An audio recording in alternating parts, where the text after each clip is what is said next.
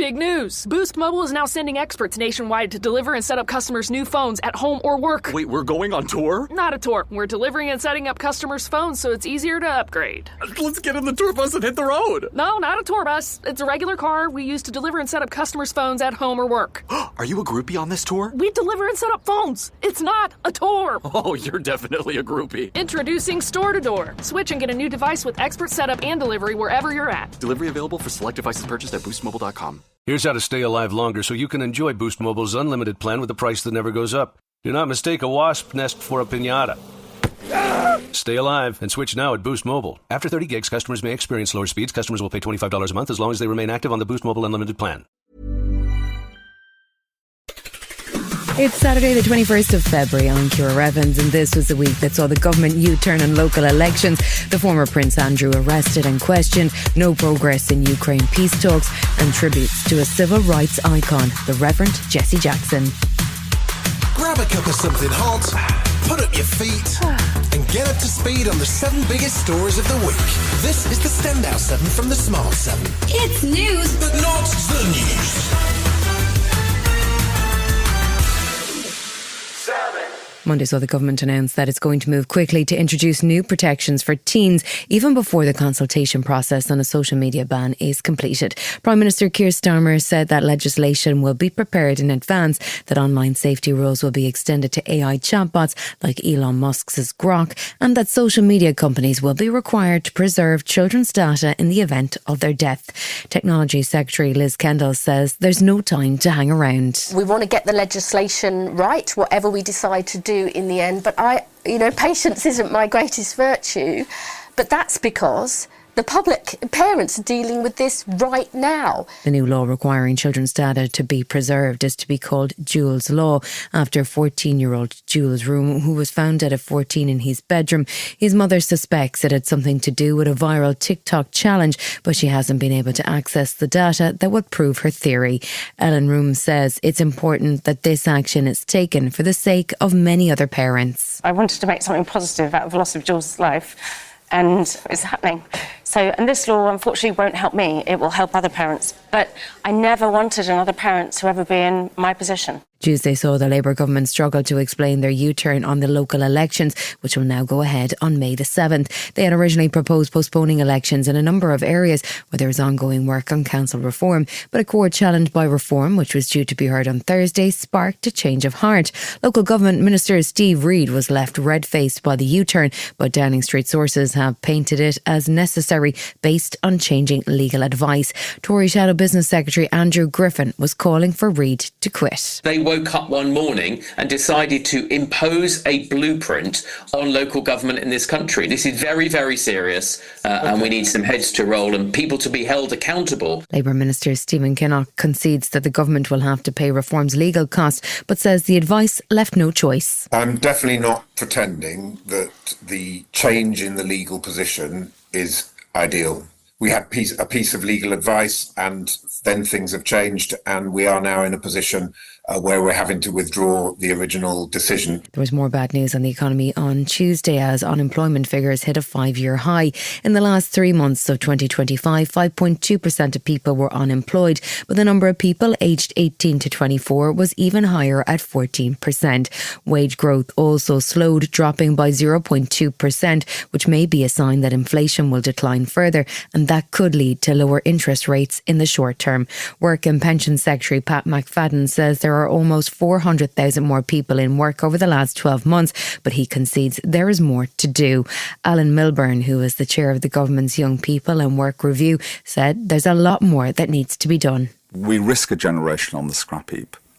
The system isn't working, either on the supply side or the demand side. And that does entail radical change. I mean, if I can just remind my colleagues in the Labour Party, the reason that Labour won was on a one-word slogan.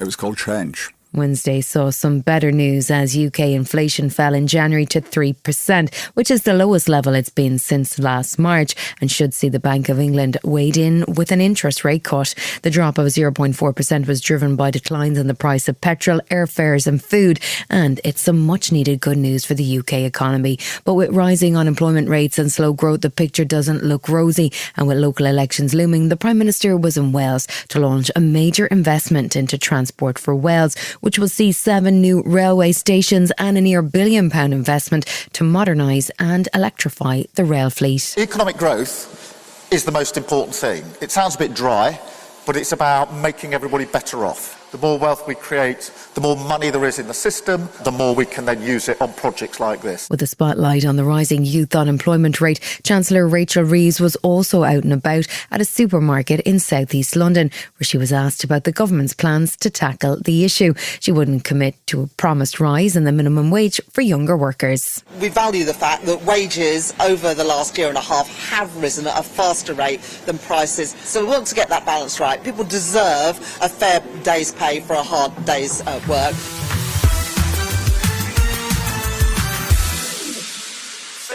Fresh off the back of their local election legal challenge, Reform leader Nigel Farage announced his own version of shadow cabinet on Tuesday.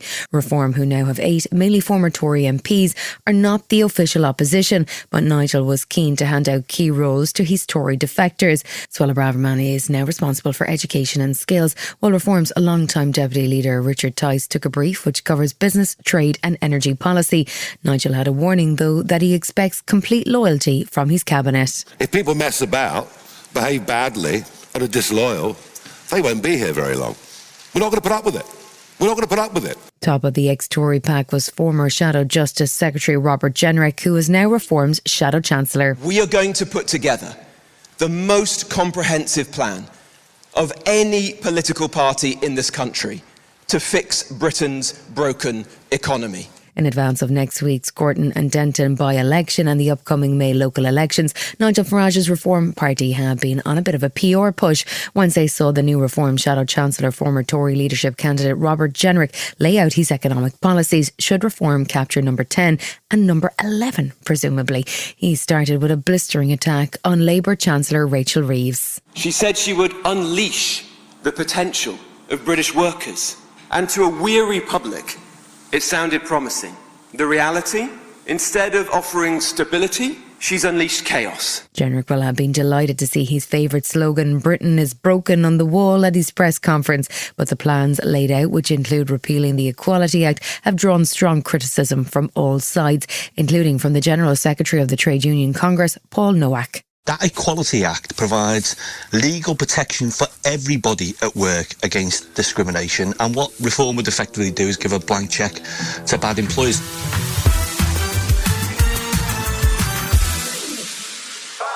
Last weekend saw the annual Munich Security Conference take place in Germany with a renewed focus on Russia and the threat it poses to the West. Monday marked 2 years since opposition leader Alexei Navalny died in a remote Siberian prison colony, and to mark the occasion, the UK, along with Sweden, France, Germany and the Netherlands, announced that they had determined a cause of death. They say he was most likely killed by poisoning using dart frog toxin, which was arranged by Russia. The Russian embassy in London denied the claim and described the announcement as another example of the feeble-mindedness of Western fabulists. Foreign Secretary Yvette Cooper, who was in Munich, says Russia will face consequences, including more sanctions. We have to recognise that Cold War peace dividend that we had all believed in and hoped for has gone. And we need to be ready for Russian aggression continuing. The 5 countries have reported Russia to the chemical weapons watchdog, but Shadow Foreign Secretary Dame Priti Patel says we need to get tougher. We've actually got to start cutting off their financial funds that are fueling the war in Ukraine.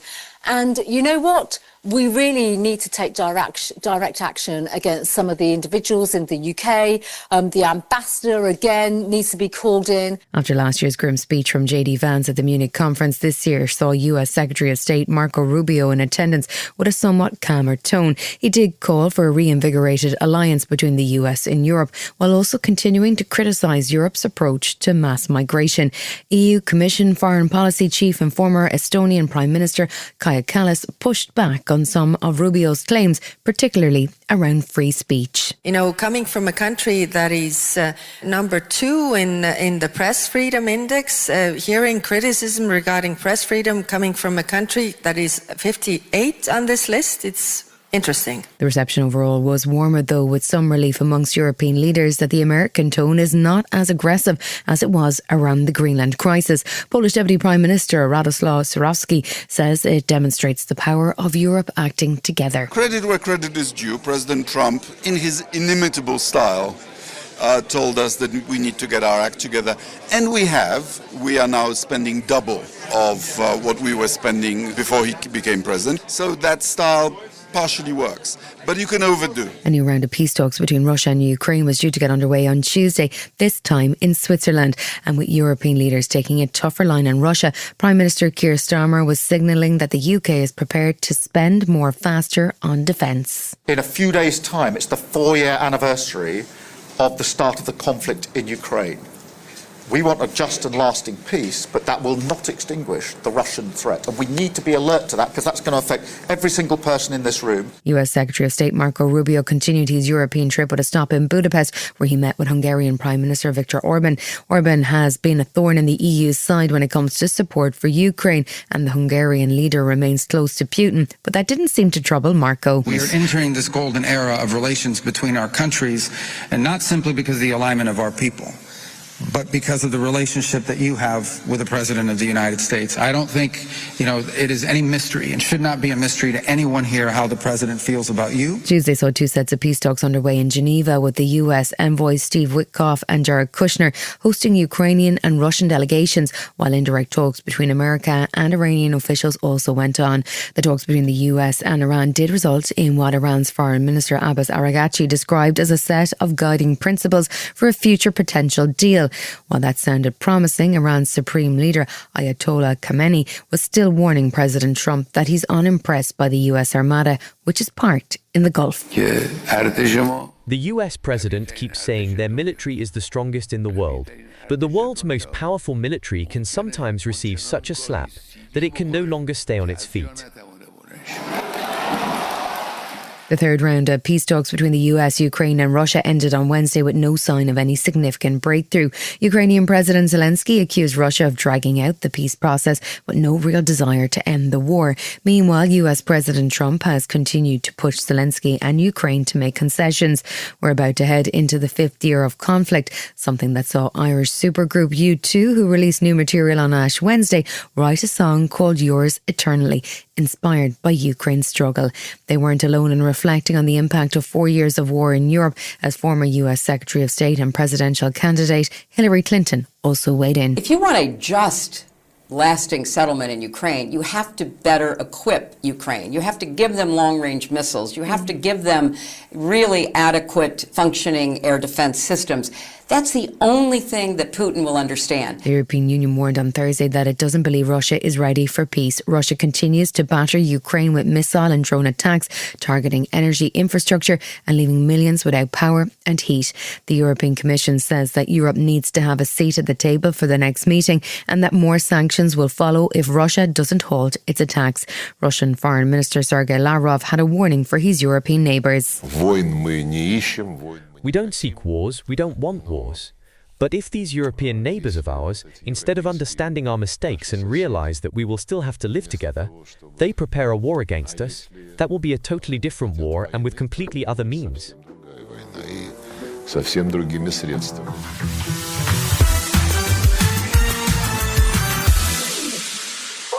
Andrew Mountbatten Windsor, formerly known as Prince Andrew, was arrested by Thames Valley Palace at the Sandringham estate on Thursday on what was his 66th birthday.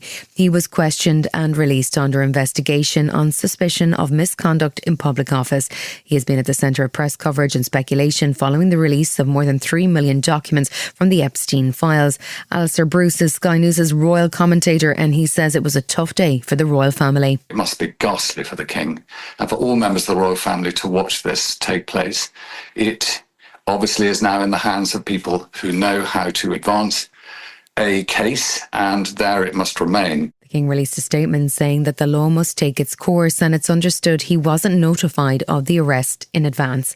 His remarks echo those of Prime Minister Keir Starmer, who spoke to BBC Breakfast about the former prince before the arrest. Everybody is equal under the law and nobody is above the law. And it is really important that that is applied across the board. That is the principle. It's a very important principle of our country, our society. Still to come in the Standout 7 in association with Metro, Donald Trump Talks Peace, and we pay tribute to a modern civil rights icon. Right after this.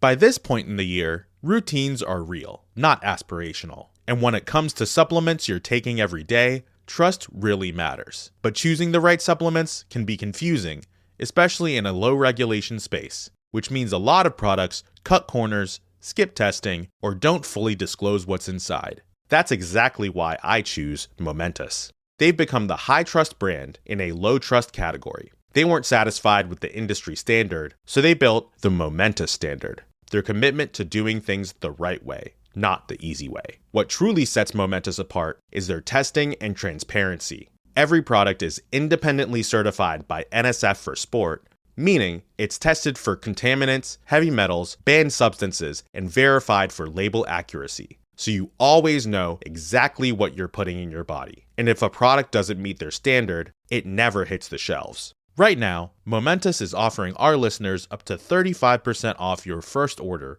with promo code ACAST.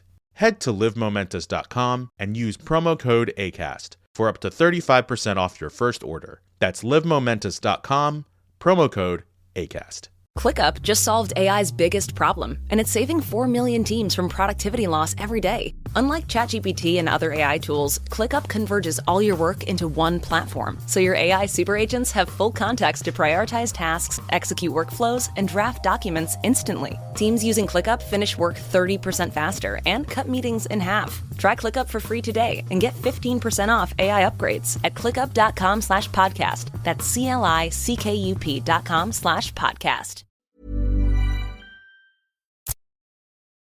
Welcome back.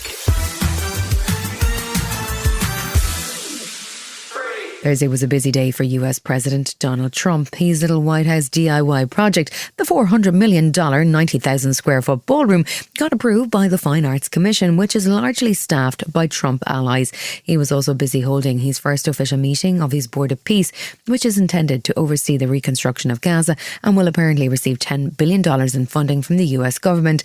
It's not clear if Gaza is the final goal, as Trump also described the board and its eclectic membership as an institution that would strengthen up the United Nations, although it's not clear how or why that would work. He did have some rare praise for Hamas, giving them credit for returning the missing bodies of the Israeli hostages. Hamas really did a lot of that work, and you got to give them credit for that.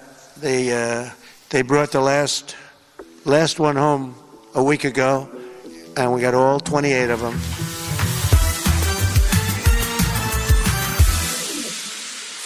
Bondi Beach shooting suspect Naveed Akram was in court in Sydney on Monday, appearing via video link from prison in a hearing that lasted just 5 minutes. The 24-year-old is described of meticulously planning the attack on Hanukkah celebrations over a number of months with his father, who was shot and killed by police on the day of the attack.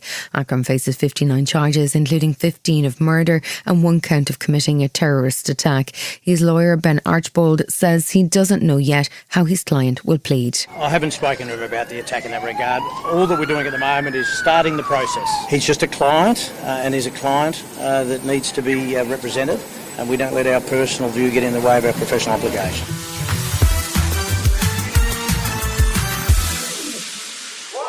This week saw 2 notable deaths, one from the world of cinema and one from US politics. The death was announced on Monday of a genuine Hollywood legend, Robert Duvall. The actor, director and activist passed away peacefully with his wife by his side at age 95. He had a number of iconic roles, winning an Oscar for his portrayal of an alcoholic country singer in the movie Tender Mercies, in which he performed his own songs and won over fans, including Johnny Cash and Willie Nelson. He also won 4 Golden Globes and 2 Emmys and was nominated for Academy Academy Awards for performances in The Godfather and Apocalypse Now. He was a skilled tango dancer, directing and starring in a movie called Assassination Tango with his fourth and final wife, Luciana Pedraza. It was this line in Apocalypse Now, however, that became iconic as a symbol of the brutality of the Vietnam War. Rest in peace, Robert. I love the smell of napalm in the morning. Smell! You know that gasoline smell? The whole hill. It smells like victory. Tuesday saw the death announced of an icon of modern civil rights, the Reverend Jesse Jackson. He was a protege of Martin Luther King and was a prominent voice for civil rights for more than 50 years, which included 2 attempts to be the Democratic candidate for the US presidency. There were tributes from across the political spectrum, with current US President Donald Trump calling him a good man, while Kamala Harris described him as one of America's greatest patriots. Former President Barack Obama said that both he and Michelle were deeply saddened by Jackson's death at 84 years of age. Jackson was a brilliant public speaker, and his 1988 speech during the Democratic primary season became iconic. Rest in peace, Jesse. I was born in the slum, but the slum was not born in me. And it wasn't born in you, and you can make it. Wherever you are tonight, you can make it. Hold your head high. Stick your chest out. You can make it. You've been listening to The Smart 7. We'll be back tomorrow at 7 a.m. Hit that follow button and have a great day. Give us 7 minutes and we'll give you the world.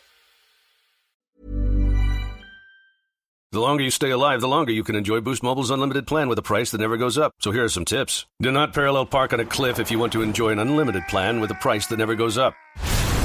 Do not mistake a wasp nest for a piñata if you want to enjoy an unlimited plan with a price that never goes up. Do not microwave a hard-boiled egg if you want to enjoy an unlimited plan with the price that never goes up. Stay alive and enjoy unlimited wireless for $25 a month forever with Boost Mobile. After 30 gigs, customers may experience slower speeds. Customers will pay $25 a month as long as they remain active on the Boost Mobile Unlimited plan. Youth mental health is a complex challenge that requires comprehensive solutions. We must strengthen after-school programs. We must make digital literacy tools available in our schools. We must work with mental health professionals to support children. And we must empower mentors, educators, and parents to keep kids happy.